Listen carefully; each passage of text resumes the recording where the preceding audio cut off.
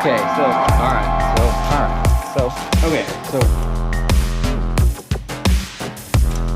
oh, man, I will fuck.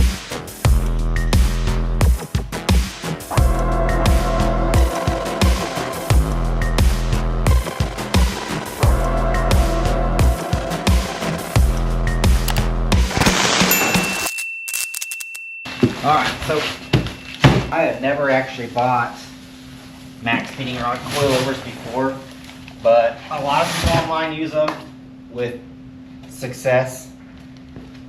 So I'm going to go ahead and give them a shot.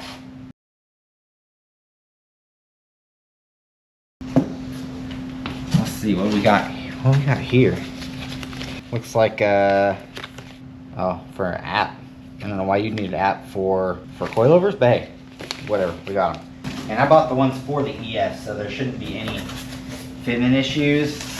So here's what you get. You get these collars to hold the brake lines, pretty standard for your cheaper coilovers. These are in case you have different forks. Looks like you got some literature there.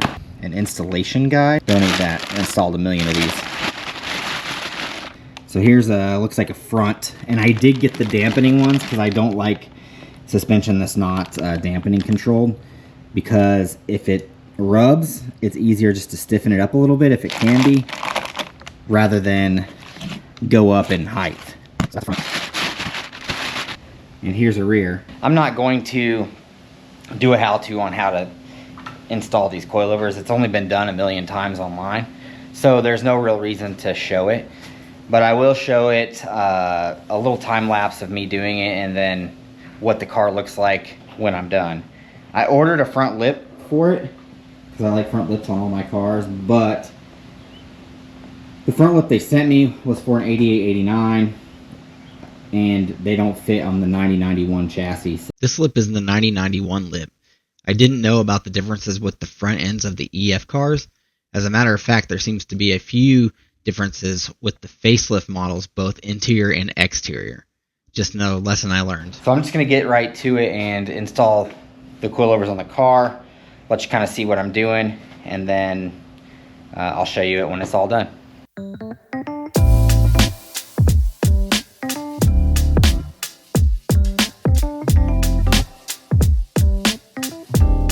Alright, so I do typically like to start on the back, only because they can be kind of challenging, because those rear lower control arms like to seize up inside there. And if there's any sort of rust at all on the car, which this one's been pretty good so far, but if there's any rust at all, you'll have to drill those out or cut the bolts out and get new lowers. So at that point, it can kind of delay you if you're not prepared for that. So I like to do the back first, make sure that goes smooth, and then I know the front's gonna go smooth. It always does.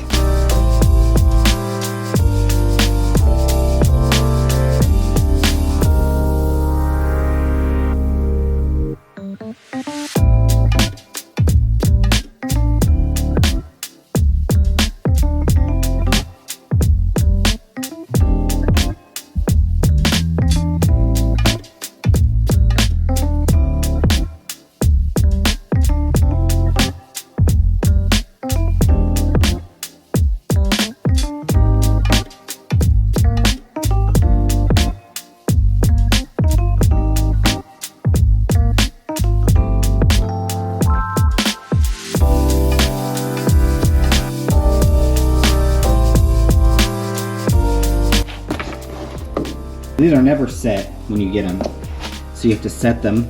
Sometimes the presets are even loose, but it looks like they're both set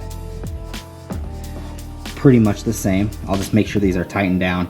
I think what I'll do is I'll just throw them on and see where it sits, because it's obviously going to lower it anyways, about maybe about 3 inches or so. People seem to be passionate about how they feel the quality of these coilovers are. Personally, I think that if you're expecting just a straightable coilover, you won't be disappointed. I've come across the first thing that I do not like about these, that I really haven't had a problem with in the past. These bolts right here are not 14s and they're not 17s, so they're going to be either a 15 or a 16. And I hate when there's anything other than a 10, 12, 14, 17, 19 on a Honda. But that's just kind of what they chose. Probably a 13, because anything that's somewhat domestic has been a 13. Let's check it out. Nope. So it looks like it's probably gonna be 15. Yeah. So it's a 15, which is pretty frustrating. Why couldn't they just choose a 14 millimeter or a 17 millimeter? One of those, because then at least all of the bolts would be and nuts would be somewhat the same. Anyway, that's my first pet peeve with them.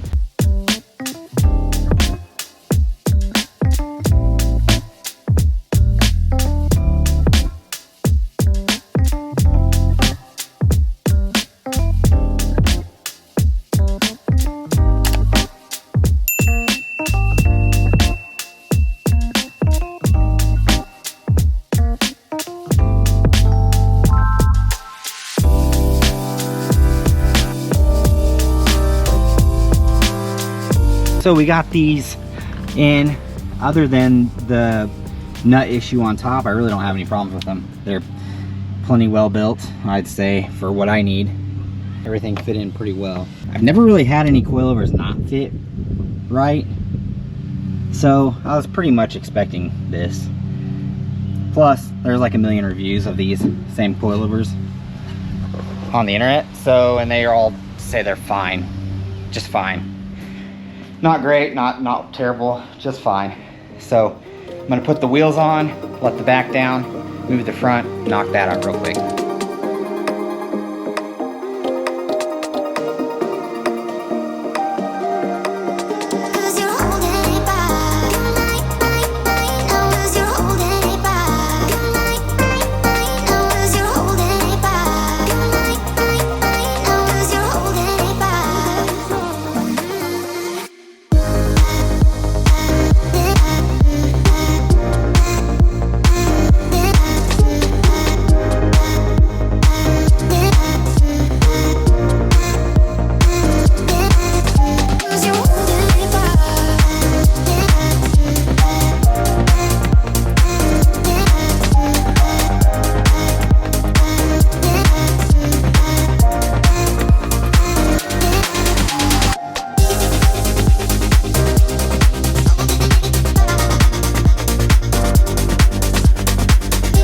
Coilovers in, you can see kind of peeking up in there. Obviously the front is very high right now because there's no engine in it. So I don't know when I'm going to use this footage, but I definitely want you guys to see it pretty much directly after I lower it. So I'll probably wait until I get an engine in the car. But the back is definitely dumped. I'm probably going to have to lift the back up a little bit. And it doesn't really look, well, it might be even. Either way, the back is very low. So dirt nasty low. Which, I mean, is kind of what I'm going for.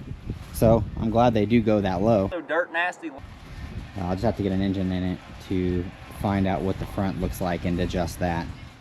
Okay guys, what's up? So today what we're gonna do is put some wheels and tires on the EF because I'm excited to see what it looks like with the new paint job, wheels, and being lowered. So I have some Rota grids that we're gonna throw on it. They're kind of stancy wheels, higher offset wheels, because that's kind of what I'm going for on this car, is a more low, stancy, more cambered build, if you know what I'm saying. I have plenty of race cars, plenty of cars that have more of a race stance to them with a lower offset where the wheels are more sucked in. I want a more flush.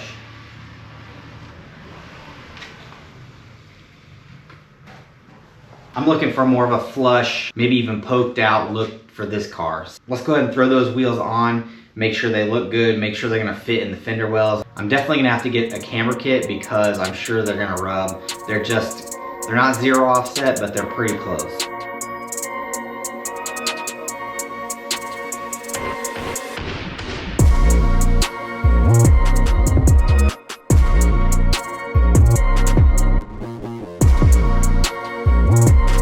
Well, that's a start, I guess. not really what I was going for, to be honest. I mean, the back looks good. I like how they're stanced out here. I'm definitely gonna have to roll some fenders or shave them. I'll probably end up just shaving the fenders. But I do like that stance. The front is pretty high. And I knew it was pretty high even without an engine in it, but it's definitely still high. I'm gonna go ahead and lower it. Probably, I don't know, that looks to be probably about an inch. I want it pretty low, so I'm gonna go ahead and do that real quick on both sides before I throw the other side on. All right, so we got the front lowered. Let me show it to you guys.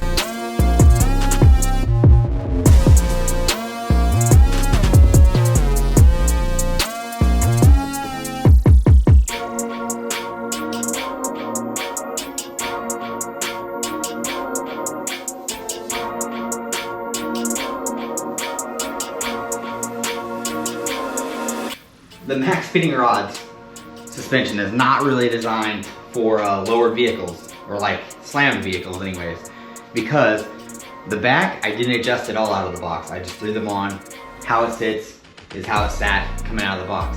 The front, I needed to go about 1.5 inches lower. It would only allow me to go about 1 inch lower, and I'm bottomed out on those suspensions. So I just gotta kind of run it where it's at, which I'm not super unhappy with where it sits right now. But I was hoping to go a little bit lower. Either way, once I get the front lip on the car, it's gonna be fine. It's gonna look fine, it's gonna ride fine, the stance is just gonna be okay. But I would say, if you're in the market for some suspension and you're wanting to go pretty low with some pretty stancy wheels, this might not be the suspension for you, especially in the front. The back seems to be fine, you can go as low as you want to, but the front limits you on your height for sure.